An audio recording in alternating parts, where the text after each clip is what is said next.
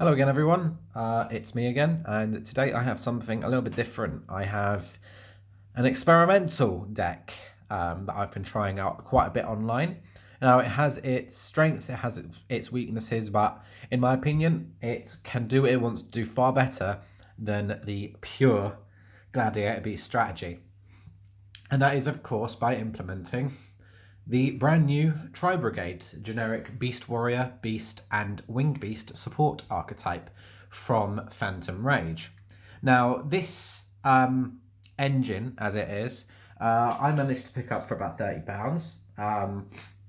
But I believe that in the future, this is something that could potentially go up in price, depending on how the meta shapes and how many decks decide to run this, because it can be very popular in decks that strategize using Zodiac, and we all know that Zodiac can abuse the Divine Arsenal AA Zeus Sky Thunder. I'm still waiting on an Apollousa and a Boral Sword from the new Goal series to turn up, so I will be proxying those two extra deck cards for this deck profile, but without any further ado, I'm just going to talk about the deck profile and what makes it different and what makes it better, and as well as its weaknesses compared to the original Gladiator Beast deck. Now, to start off, we're going to talk about the Gladiator Beast monsters. Okay, so we are doing triple Gladiator Beast Andal. This is your generic vanilla. You summon it off of Rescue Rabbit or Unexpected Die. It's a 1900 beta, which helps you get over quite a lot of things. There's a 2k beta with 10k, which is also really nice. We're running 2 copies of Bestiary. You could probably side this out for something else if you want to, going into game where you're having to go first. But it is one of your primary monsters that you can contact fuse into with Geyserus, because you can literally have your Bestiary set face down, reveal it to your opponent, and then be able to contact fuse into Geyserus like that, pop 2 of their cards, which is really nice. Just to bear in mind, I have built this profile for a sort of blind going second. There is like one going first card in the main deck, but I think it is just in case you lose the die roll. You want to be able to fall back onto that strategy if you need to. Double Augustus. You only really summon one of these at a time, and you use the other one to like dump off of your Artorix to change its level, but you can keep it in main deck just in case you need to. On summon by a Gladiator Beast monster's effect, this guy summons a Gladiator Beast monster out of your hand, which is really cool. We got one request on summon by the effect of a Gladiator Beast monster. It can add a Gladiator Beast card from your graveyard back to the hand, which is very important in recycling your Gladiator Beast comeback or any Gladiator Beast monsters that may be in there for no apparent reason. Atorix is probably the first monster you want to search off of cards like Tenki or your Gladiator Proving Grounds specifically. Normally off of Tenki you'd search Fractal, the new tri-brigade Beast Warrior monster, but you can also search this if you already have the Fractal in hand. This is the one that you summon off of Augustus, and you will dump another Augustus, or potentially, if you need to, a higher than level 5 Gladiator Beast monster from your extra deck in order to contact fuse into your Tamer editor and then summon what you need to off of that. And then we're running off 3 Test Tiger. This is essentially just a name that you can special summon if you need to. It can special summon itself if you control a Gladiator Beast monster, and it contribute itself to basically tag out one of your Gladiator Beast monsters on the field and into a new one. So it can be very useful in a pinch. We've got the 3 Rescue Rabbit. This card is actually a lot better now that the Tri-Brigades are in, because originally in pure Gladiator Beast you'd go, okay, normal summon Rescue Rabbit, banish for cost, and they'll like ash it or something, and then that will basically be GG if you don't have a way to follow up after that. But Ferriget the Baron Blossom can actually special summon a Rescue Rabbit directly from your hand, meaning you have now a lot more ways to bait out your opponent if you're having to force going second, which is blind going second, which is what you want to do. Geyserus popping 2 monsters is really good. And then our 1 barrier statue of the Storm Winds, just in case we need to lock out our opponent if we're forced to go first. It's pretty much a Garnet, but then again, any deck can brick unless you have the consistency of tier 1 Zoo. I'm not scared about the future, I promise. Now onto the Tri-Brigade package. We've got the 3 Fractal. I want you guys to comment in the comment section to tell me what ratios you would run. At the moment I'm testing 3 apiece, so Fractal can send itself from hand or field to the graveyard to dump a Beast Warrior or Winged Beast monster from your deck to the graveyard, but it does need to be level 3 or lower. All of the tri-brigades have the main effect, whereas you can banish any number of Beast, Beast Warrior, or Winged Beast monsters from your graveyard to special summon a Beast, Beast Warrior, or Winged Beast Link monster from your extra deck with the same link rating. Now, bear in mind, this is not treated as a link summon, so you will not be able to proc off the effects of cards like Test Panther, but you'll still be able to summon them directly out of the extra deck, pretty much just by banishing monsters in the graveyard, which is fantastic. Fractal is also really good because it's also a 1900 beta, level 4 beta that you can use. Triple Keras. This guy can special summon himself, as well as he carries the obvious tri-brigade effect. He can special summon himself by discarding another Beast, Beast Warrior, or Winged Beast monster, meaning that this guy can help bait a lot more stuff out as well. And then 3 Nerval. This is your main sort of searcher, so if this guy's sent to the graveyard, you can search a tri-brigade monster and add it from your deck to your hand. Sometimes you may... one of the main choke points is if you only open like Nerval and nothing else, and you want to search off of it, you normal this and go into Link Rebo. That is quite a big choke point, but you'll still be able to, if you manage to do it successfully, you'll still be able to sort of search off of it, which is really cool. 3 Gladiator Proving Grounds.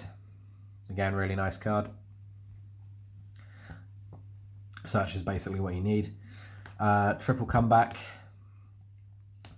This can revive a Gladiator Beast monster from your hand or graveyard, or special summon it from hand or graveyard. It becomes immune by battle, but it has to be of a different type from the monsters you control. This is where you have to really start thinking, like, you have to look at the monsters on your field and make sure that the Gladiator Beast monsters in your graveyard don't match the types of the monsters you have out. That's one of the main problems I found with this strategy. It works quite a lot, and there are a lot of cool things you can do, but you just need to bear in mind that the monsters you control can have a negative impact of the monsters that you revive off of comeback. So yeah, that's basically that. Triple Tenki searches what you need, searches Fractal, searches a Torix. 3 Unexpected Die summons monsters out of your deck directly, especially like the Andal. Prime card for baiting. You can get all of your plays started. The main thing is you want your be able to do the most without normal summoning now, which Gladiator Beast never used to be able to do. So just bear that in mind. These cards actually really help in actually focusing on special summoning and not getting to the normal summon until you really need to. Triple Dark Ruler no more, just in case your opponent set up a board. And the 1 Foolish Burial to send off like the Nerval or something that you need to. So that was the main deck. Let's look at the extra. Okay, so we've got 1 Baron Blossom, we've got 1 Rugal the Silver Shallot, and we've got 1 Shiraig. Verajik can special summon a level 4 or lower Beast, Beast Warrior, or Winged Beast monster from your hand. It just requires 2 Beast, Beast Warrior, or Winged Beast monsters. However, you cannot use monsters and link material for the rest of the turn except Beast, Beast Warrior, or Winged Beast monsters, which is not too much of a restriction because that's all you're playing in this deck, really, isn't it? It can also, if sent to the graveyard, draw and then place 1 card from your hand on bottom of the deck. This card is really fantastic. It helps special summon like cards you normally have had to normal summon out of the hand, which is really good. The Silver Shallot, he's okay. So he's the Link 3. During your opponent's main phase, as a quick effect, you can special summon a level 4 or lower Beast, Beast Warrior, or Winged Beast monster from your hand or graveyard. Its effects are negated, and it's returned to the hand during the end phase. If it's sent to the graveyard, you can make all monsters your opponent control currently lose 300 attack for each monster type you control until the end of the turn. So it can be a nice debuff against your opponent's stronger monsters. Shiraig is pretty cool. He's really good if he's special summoned, or if another Beast, Beast Warrior, or Winged Beast monster is special summoned to your field, you can banish any card on the field non-targeting. And if it's sent to the graveyard, you can add a Beast, Beast Warrior, or Winged Beast monster from your deck to your hand, whose level is less than or equal to the number of your banished Beast, Beast Warrior, and Winged Beast monsters.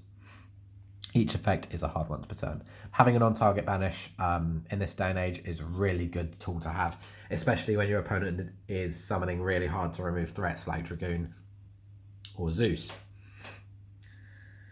Now onto the sort of gladiators, sort of the rest of everything. So we've got the Linkaribo, we've got the Simorg to bring out your barrier statue. We've got our proxies of a Pelusa and Broilsword to put up to stack your negates and OTK your opponent.